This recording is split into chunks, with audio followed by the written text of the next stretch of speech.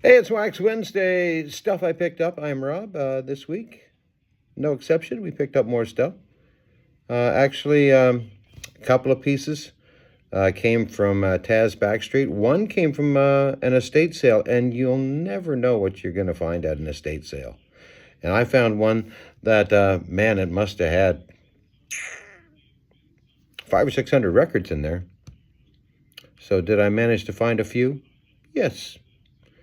Did I manage to include one in today's Wax Wednesday stuff I picked up? Yes, most certainly. So we'll get to that.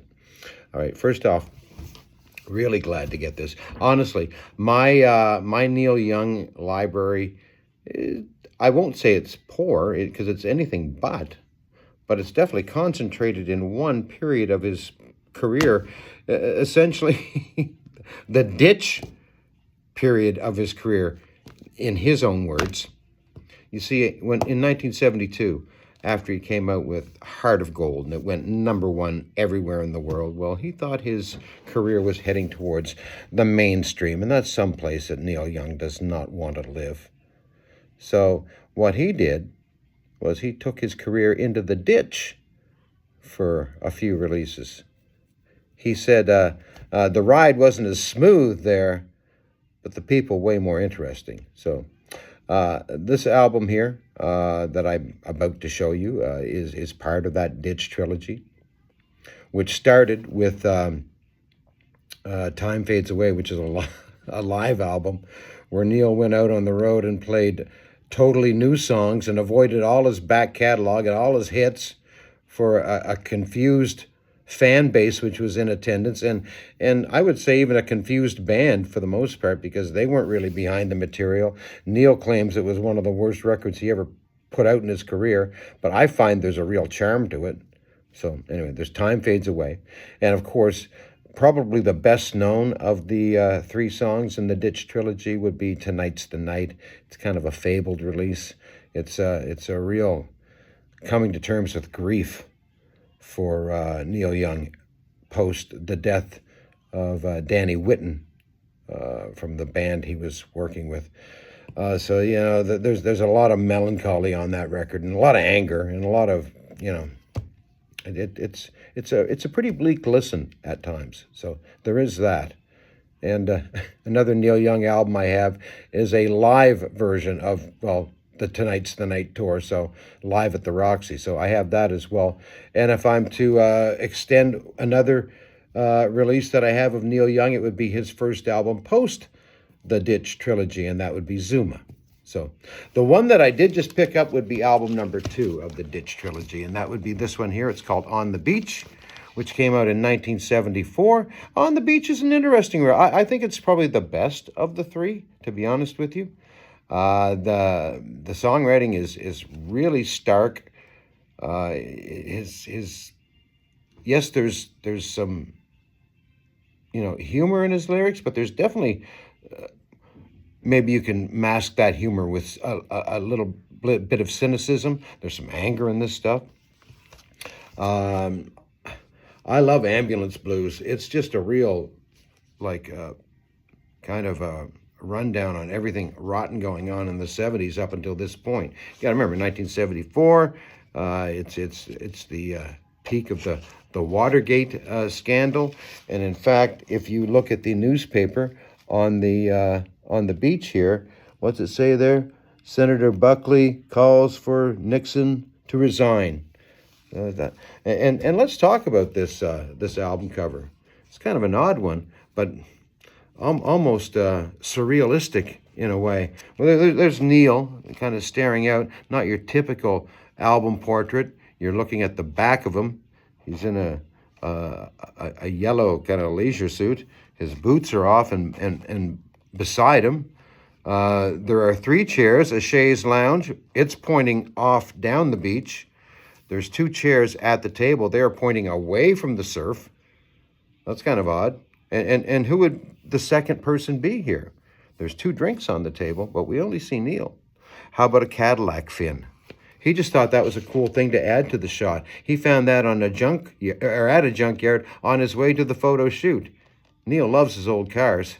So let's just let's just jam that in the sand and use that as part of it as well. So anyway, a lot of questions to be asked and unanswered from the album cover for On the Beach. But I think this is a great album. I'm so glad I have this one. And that 73 to 75 period for Neil Young, it's a real interesting one for him. It's not always pretty, but it is captivating. You know, he's an artist that's going through stuff right then and there. But I wouldn't call this, as confusing as Time Fades Away, or as ramshackle and mournful as Tonight's the Night. This is actually Neil kind of. This could stand outside the Ditch trilogy as just standalone, a great Neil Young record, and honestly, that's probably how it should be judged. So anyway, On the Beach. So glad I have this one. Neil Young, great album from him from 1974. Next up, man, it's All-Star Week in Major League Baseball, and if there was a record to compete in a home run derby, with each song representing a trip up to the plate, I think this one would clear the fence 8 out of 9 times. I think this is just one of the great albums of all time. This I've had this in the collection for a while, but this is a far better copy than my old beater, which I'm going to pass on down to a friend of mine. Yeah, Tom Petty and the Heartbreakers, Damn the Torpedo. That's the 3rd album from the group. It's kind of an interesting time for them. Let me see if I can retrace this off the top of my head. Now, MCA bought out ABC Records, which distributed the first couple of Tom Petty albums. They bought out his contract. Tom Petty goes back and says, "You can't buy out my contract without me being part of those negotiations." MCA comes back and sues him for breach of contract, for not playing ball with them. Tom Petty's next move is to declare bankruptcy so he can void that lawsuit.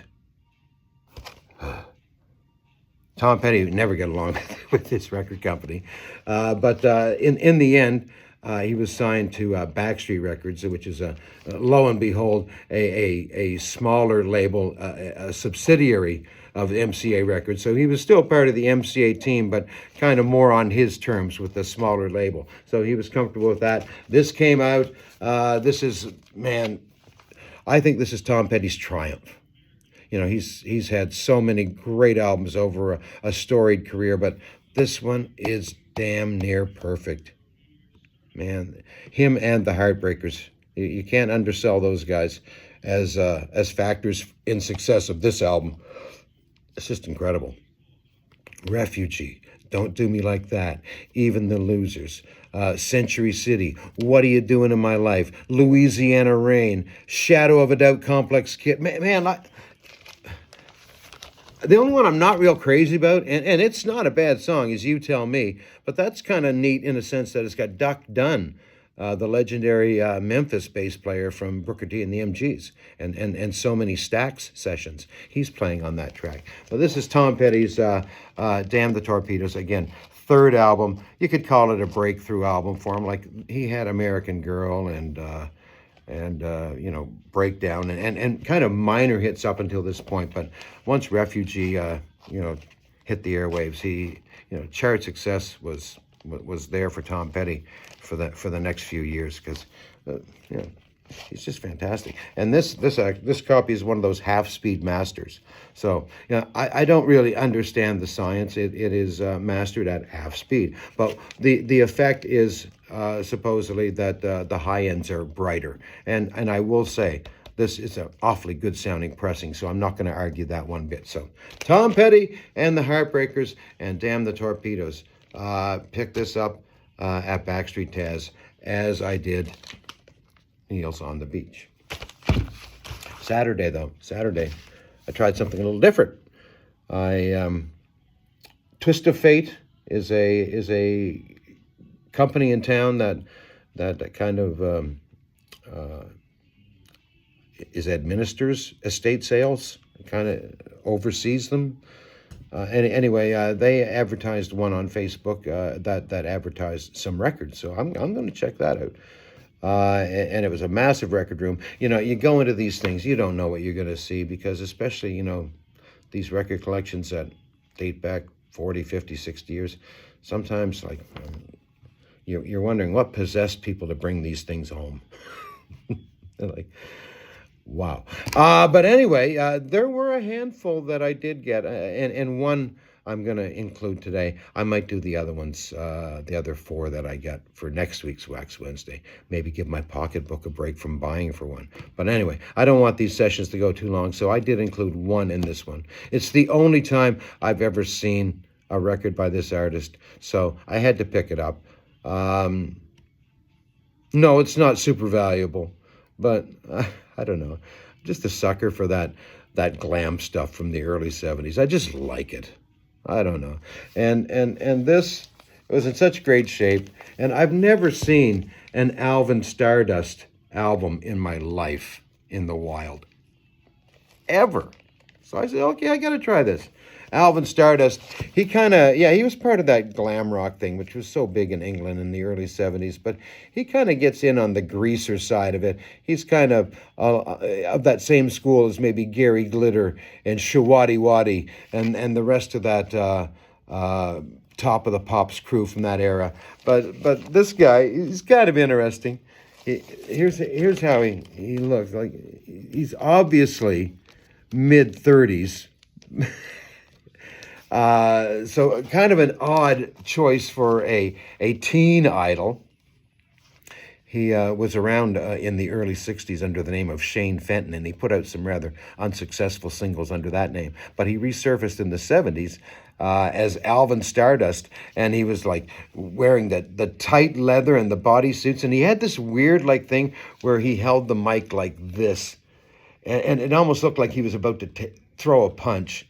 In fact, he had this brooding, menacing look to him. Funny thing was, when you're a glam star in the early 70s, you do lots of, like, kids shows and stuff like that, because kids were buying those records. But poor Alvin, he got banned from doing kids shows because, well, the kids found him too scary. But what was the big single? My Cuckachoo. And it's bubblegum music, but it's done very convincingly by this guy. He's behind it, and you know what? I'm glad I have this. Like I say, I've never seen an Alvin Stardust album in my life, so yeah, I had to pick it up. It's worth maybe $7 or $8, and I paid $5 for it, so I'm ahead of the game already. I'm not going to retire on this one by any stretch, but man, I just think he's one of those little oddities that kind of makes rock music, especially in the 70s, so damn entertaining. I think that was a great decade, and superb example of why is right here with Alvin Stardust. I correct myself, the unstoppable Alvin Stardust. That's it for Wax Wednesday this week. Hope you had a good week buying records. Remember, home is where your records are, so throw one on tonight and enjoy it. And we'll talk to you in 7. Take care, eh? Cheers.